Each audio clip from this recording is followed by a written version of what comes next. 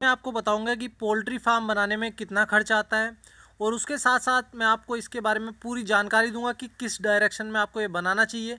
तो सबसे पहले बात करते हैं इसकी डायरेक्शन की। तो आपको ये पूरब से पश्चिम की ओर ही बनाना है।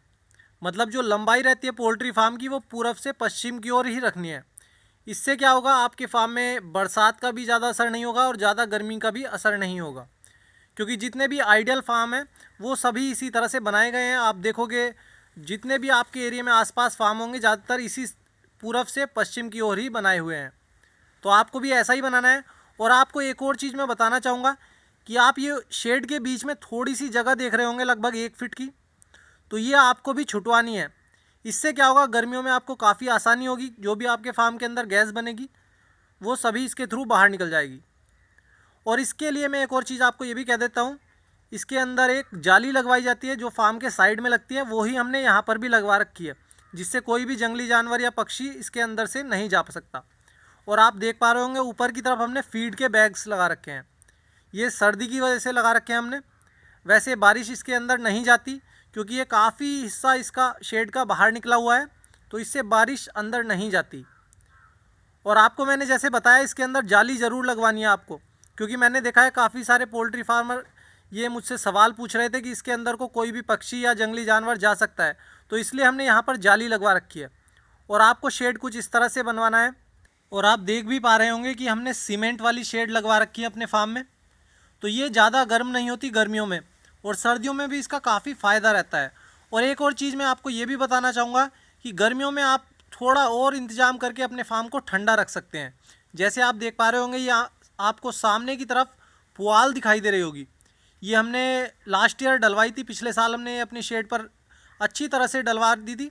तो अब ये ख़राब हो चुकी है, तो इसको हम ऊपर से साफ़ करा देंगे और उसके बाद दोबारा से नई पुआल या फिर आप दूसरे घास फूस का भी इस्तेमाल कर सकते हो, वो आपको डलवा देना है। और गर्मियों में इसके ऊपर आप स्प्रिंकलर सिस्टम लगवा सकते हो, जिससे पानी का छिड़काव होता रहेगा इसके ऊपर और फार्म आपका ठंडा रहेगा।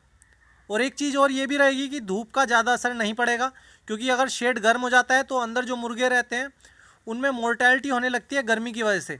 तो आपको इस चीज़ का ज़रूर ध्यान रखना है। तो आप मेटल वाली शेड का यूज़ ना करें, सीमेंट वाली शेड का ही इस्तेमाल करें। और इसकी लंबाई की बात करें तो लंबाई आप कितनी भी रख सकते हो, लगभग 200 फीट, ज़्यादा से ज़्यादा इतनी 200 फीट तक आप अपना लंबा फार्म बना सकते हो। लेकिन चौड़ाई जो रखनी है आपको वो 25 से 33 फीट तक ही रखनी है। इससे ज़्यादा चौड़ा फार्म ना बनाएं, क्योंकि इससे ज़्यादा अगर आप चौड़ा फार्म बनाओगे तो उसमें आपको परेशानी होगी कि आपके फार्म में ज़्यादा गैस बनने लगेगी और जो हवा रहती है वो आर पार नहीं हो पाएगी। तो इस वजह से फार्म गीला भी रहने लगेगा और फार्म में तरह तरह से बीमारियां आने लगेंगी। तो आपको एक आइडियल फार्म बनाना है तो लगभग 25 से 33 फीट उसकी चौड़ाई रखिए। लंबाई आप ज़्यादा से ज़्यादा 200 फीट तक रख सकते हो। लेकिन अगर आपकी ज़मीन उत्तर से दक्षिण की ओर है ज़्यादा लंबाई, तो आपको मैं रिकमेंड करूंगा कि आप छोटा पोल्ट्री फार्म बनाएं, जैसे 500 चिक्स का बना लीजिए। और अब बात करता हूं मैं सीमेंट वाली शेड के खर्च की। तो सबसे पहले मैं आपको बताना चाहूँगा कि जो इसका पर पीस रहता है वो 500 रुपये आपको एक पीस मिल जाएगा। ये आपके घर तक पहुंचने का पूरा खर्च 500 रुपये इसका पर पीस रहेगा। तो आप जितना लंबा शेड बनाओगे उसी हिसाब से आपका ये खर्चा वेरी करेगा। और उसके बाद अंदर जो पाइप इस्तेमाल होते हैं उनके बारे में मैं आपको कहूँगा कि आप हैवी वाले पाइप यूज़ करिए, जिससे आपका फार्म मजबूत रहेगा। क्योंकि अगर आपका फार्म कमज़ोर रहेगा वो तेज़ हवा में गिर सकता है और आपके फार्म में नुकसान हो सकता है। तो इस नुकसान से बचने के लिए आप फार्म को हमेशा मजबूत बनाने की कोशिश करिए। बस अपने बजट का ध्यान रखिए। और